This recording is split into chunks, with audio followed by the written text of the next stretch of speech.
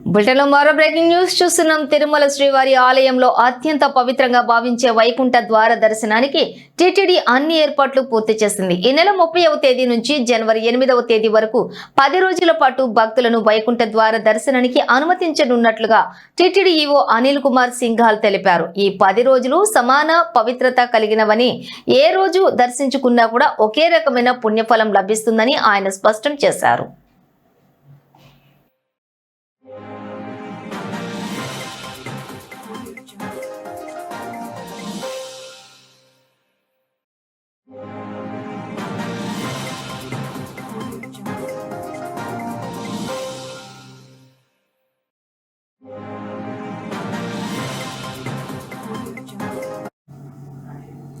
ఇక దర్శనం కోసం టోకెన్లు పొందిన భక్తులు తమకు కేటాయించిన సమయానికి తిరుమలకు వస్తే కేవలం 2 గంటల్లోనే శ్రీవారి దర్శనం పూర్తవుతుందని ఈవో తెలిపారు.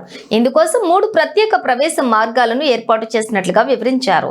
ఈ 10 రోజుల్లో ఆన్లైన్, ఆఫ్లైన్ ద్వారా మొత్తం చూసుకున్నట్లయితే 7,70,000 మంది భక్తులకు దర్శనం కల్పించనున్నట్లుగా తెలిపారు. రద్దీని పర్యవేక్షించేందుకు, భక్తులకు ఎప్పటికప్పుడు సమాచారం అందించేందుకు ఆర్టిఫిషియల్ ఇంటెలిజెన్స్ ఆధారిత కమాండ్ కంట్రోల్ సెంటర్ ను వినియోగిస్తున్నామని, ప్రతి 2 గంటలకు ఒకసారి రద్దీ వివరాలను వెల్లడిస్తామని చెప్పారు.